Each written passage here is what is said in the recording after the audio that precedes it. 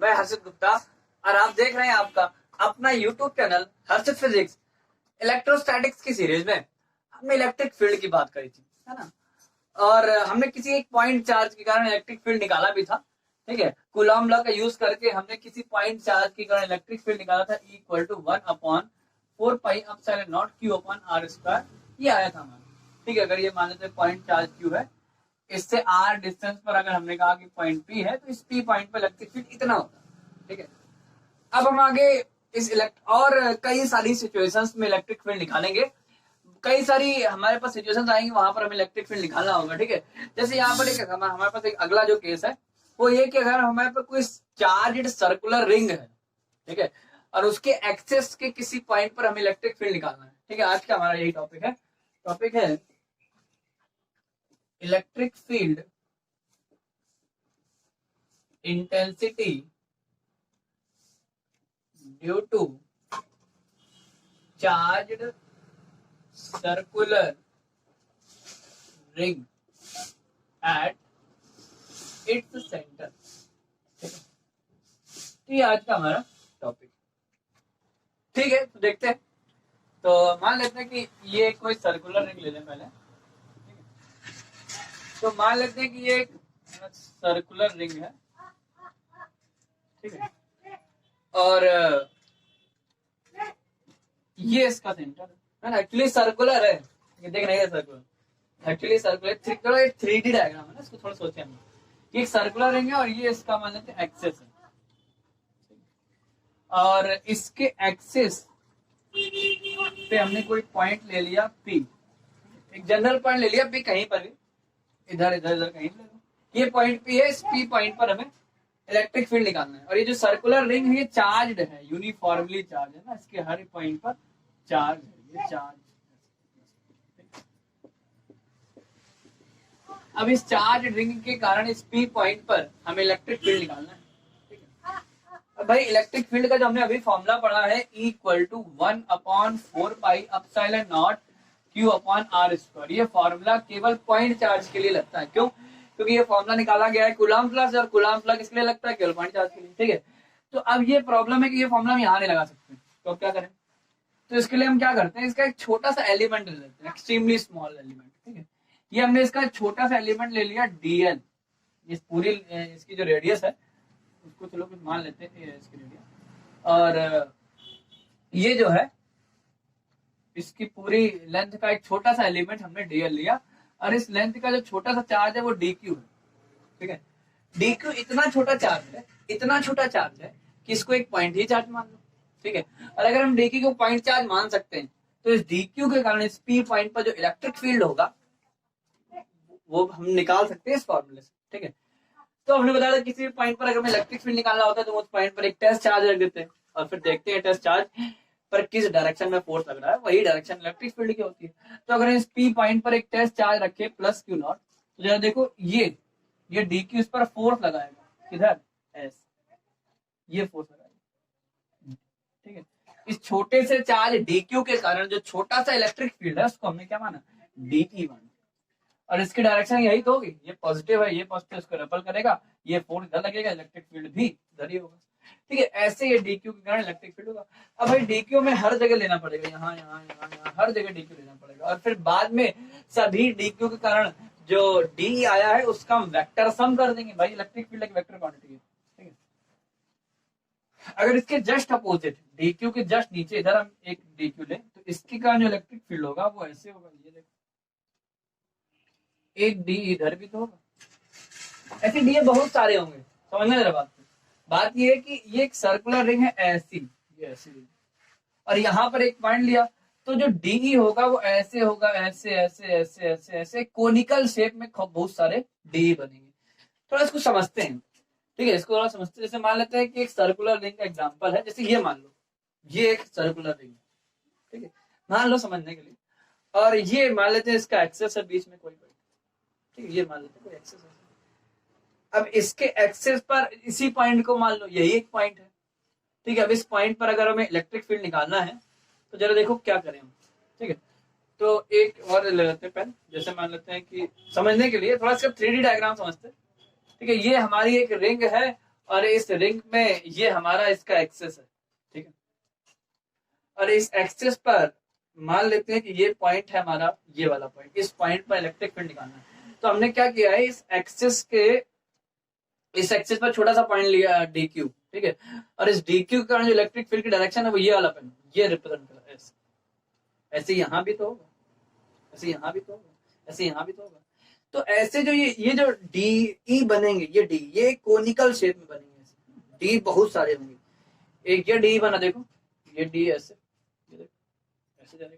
एक डी इधर भी तो बनेगा, ये पॉइंट है, एक डी ऐसे भी तो बनेगा, एक डी ऐसे भी तो बनेगा, है ना। तो ऐसे बहुत सारे डी बनेंगे। और सभी डी को अगर हम दिखा तो नहीं सकते बोर्ड पे, क्योंकि बोर्ड हमारा 2D है, ठीक है। लेकिन हाँ, हम ये बोल सकते हैं कि जितने भी डी होंगे ये एक तरह से ऐसे कोनिकल शेप में होंगे, ऐसे कोनिकल शेप, ठीक है। इन सभी डी का अगर हम रिजल्टेंट निकाल दें तो क्या निकल आएगा, इस पॉइंट पर नेट इलेक्ट्रिक फील्ड निकल आएगा इस पूरे सर्कुलर चार्ज रिंग के द्वारा, ठीक है। तो निकालते हैं, तो जरा समझते हैं बात को। हमने मान लिया कि ये जो एंगल है, इस एंगल को हमने थीटा मान लिया, ठीक है। अच्छा, अगर ये एंगल थीटा है तो ये एंगल भी थीटा हो जाएगा। कैसे भाई, अगर इसको मिला दो, ये सर्कुलर रिंग है और ये सर्कुलर रिंग है, इसका मतलब ये दोनों जो रेडियस होंगे और ये रेडियस होंगी, तो ये दोनों इक्वल होंगे ना, ये और ये इक्वल होंगे। अब भाई ये दोनों इक्वल है और ये साइड बीच में कॉमन आ रही है, ठीक है। और दूसरी बात, ये एंगल 90, तो देखा जाए तो ये दोनों ट्रायंगल कॉन्ग्रेंट है, तो कॉन्ग्रेंट है तो ये और ये एंगल भी बराबर हो जाएगी, ठीक है। तो इस तरह से अब जरा समझते हैं, हम क्या करें, डी के दो कंपोनेंट कर दें, ठीक है। इस डी के हमने दो कंपोनेंट कर दी, एक इस डायरेक्शन में, इसको हटा देते हैं, ठीक है। एक कंपोनेंट हमने ये कर दिया, डी कॉस थीटा हो जाएगा। जरा समझना कैसे भाई, अगर ये एंगल थीटा है तो ये एंगल भी थीटा हो जाएगा, है ना। वर्टिकली अपोजिट एंगल है, शीर्षा कौन बोलते हैं। और अगर ये एंगल थीटा है तो ये एंगल भी क्या हो जाएगा, थीटा हो जाएगा, ठीक है। अगर हम इस डी के दो कंपोनेंट करें, एक ही हो जाएगा डी कॉस थीटा और एक ऊपर हो जाएगा डी साइन थीटा। ऐसे अगर इस वाले डी के कंपोनेंट करोगे तो इधर आएगा कितना, डी कॉस थीटा, और नीचे आएगा कितना, डी साइन थीटा। अच्छा, ऐसे तो दो ही डी थोड़ी ना, डी कितने, इनफाइनाइट, बहुत सारे डी है हर एक पॉइंट पर, है ना, बहुत सारे डी है। अगर बहुत सारे डी है, सबके कंपोनेंट के जाएंगे, तो जितने डी साइन थीटा होंगे वो सब आपस में कट जाएंगे। देख लो, एक ऊपर डी साइन थीटा, एक नीचे डी साइन थीटा, है ना। ऐसे एक बाहर होगा, एक अंदर होगा, एक इधर होगा, इधर होगा, इधर होगा, इधर होगा। जितने डी साइन थीटा होंगे वो सब आपस में कैंसिल आउट हो जाएंगे, और डी कॉस थीटा सबकी एक ही डायरेक्शन है, वो सब क्या हो जाएंगे, ऐड हो जाएंगे, है ना। तो हम लोग को अगर कोई कहे कि इस पॉइंट पे इलेक्ट्रिक फील्ड बताओ, तो हम कहेंगे जितने डी कॉस थीटा है सबको ऐड कर दो, बस ये हमारा आंसर हो जाएगा। तो सबसे पहले डी तो निकालो, ठीक है। तो डी है क्या, डी है छोटे से चार्ज डी क्यू के कारण जो छोटा सा इलेक्ट्रिक फील्ड है वो डी है ना। तो वही देखते हैं, तो देखते हैं electric field intensity due to small element of the ring. इसको डी मान लो, डी इक्वल टू हो जाएगा 1/4 पाई एप्सिलॉन नॉट। इस डिस्टेंस को हमने आर मान लिया, ठीक है। तो अगर ये डिस्टेंस आर है तो ये डिस्टेंस भी आर ही हो जाएगी, ठीक है। भाई जरा देख लो कैसे, और इसको समझते हैं भाई। इस तरह का डायग्राम है, ये इसको एक कोन बनेगा ना, समझ लो ये एक ऐसे और ये एक पॉइंट है। जरा देखो ये सब डिस्टेंस आर होंगे कि नहीं होंगे, इतनी डिस्टेंस सब आर होंगे, है ना। तो वही चीज है, यहाँ से ये डिस्टेंस कहीं पर भी डी क्यू लोगे, उस डी क्यू की पी पॉइंट से डिस्टेंस है वो आर हमेशा वही रहेगी, एक ही रहेगी ना। तो ये हो जाएगा डी बराबर 1/4 पाई एप्सिलॉन नॉट, और फॉर्मूला क्या होता है, क्यू पर आर स्क्वायर। तो क्यू की जगह रख दोगे डी क्यू और अपन आर स्क्वायर, ठीक है, ये आ जाएगा। तो ये जो डी आया है, छोटा सा डी आया है। अब हम लोग को अगर टोटल इलेक्ट्रिक फील्ड चाहिए तो हम क्या करें, इसके कंपोनेंट कर लें, हम लिख देते हैं भाई बात यहाँ पर, वी मेक, हम बनाते हैं क्या, टू कंपोनेंट्स ऑफ डीई, ठीक है। कौन कौन से, S DE cos theta and DE sine theta, ठीक है। अच्छा, अब यहाँ पर जो डी साइन थीटा है वो कैंसिल आउट हो जाएगा ना, तो कर दो हियर, यहाँ पर D sine theta will be cancelled out, ठीक है। और डी जो है कॉस थीटा है वो ऐड हो जाएगा, ठीक है। तो नेट इलेक्ट्रिक फील्ड अगर बात करें इसको ई मान लो, तो ई इक्वल टू हो जाएगा इंटीग्रेशन ऑफ किसका, डी कॉस थीटा। भाई इंटीग्रेशन को याद करो, हमने बताया था कि इंटीग्रेशन क्या होता है, ठीक है। इंटीग्रेशन एक्चुअली क्या है, एक कॉन्टिन्यूअस समेशन होता है। भाई सिग्मा भी समेशन होता है, लेकिन वो डिस्क्रीट होता है, रुक रुक के।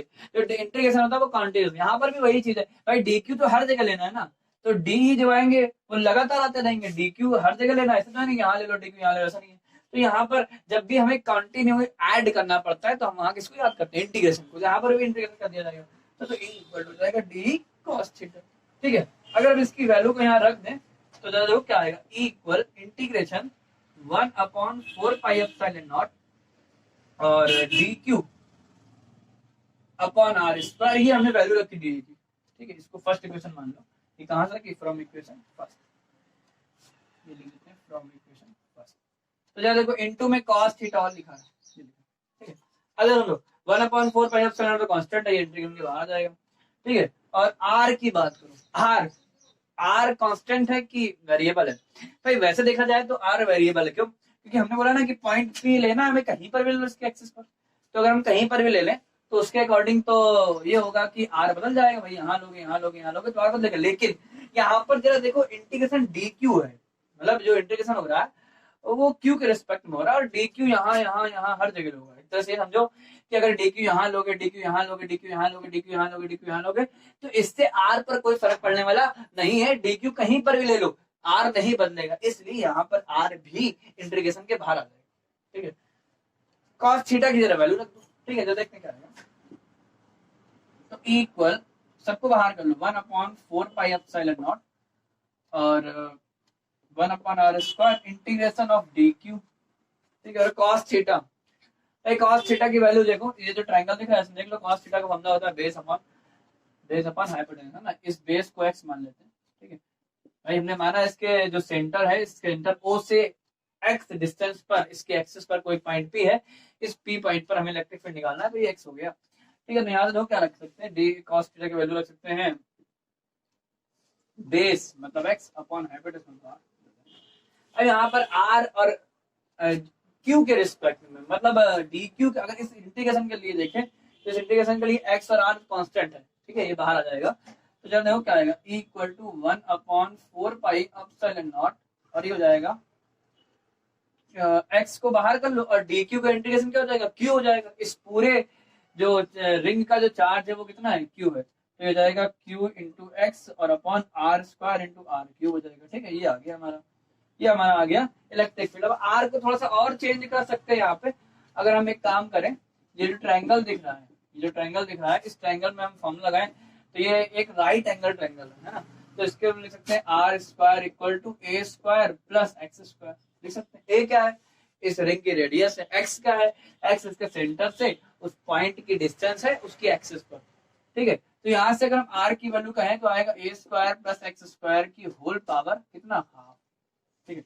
इसको अगर यहाँ रख दो तो क्या हो जाएगा, पावर 3/2 हो जाएगा। तो जो देखो इलेक्ट्रिक फील्ड का फॉर्मूला आ जाएगा E equal 1/4 pi epsilon not q into x upon A square plus X square की होल पावर 3/2। ये आ गया हमारा इलेक्ट्रिक फील्ड एक चार्ज सर्कुलर रिंग के कारण उसके एक्सिस पर, ठीक है।